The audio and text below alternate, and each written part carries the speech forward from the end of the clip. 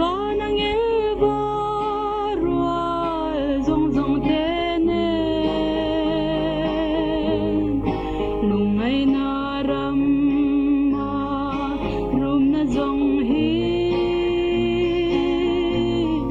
kan lalpa ma lom na latu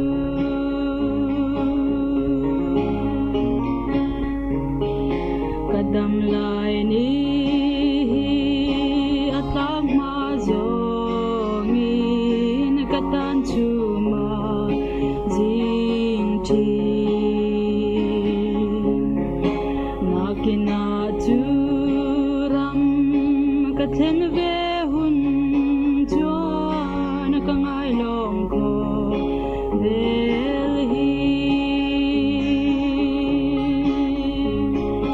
lomin nakina kanin khoma banang elvarwal zong zong tenen lungay naram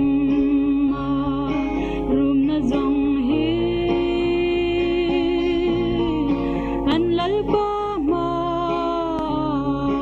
lom na latu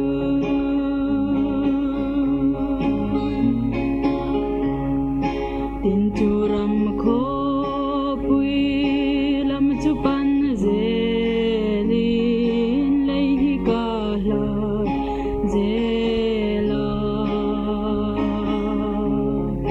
tuna parim tui katem veta o avanwam done lomin nakina kanin khoma banang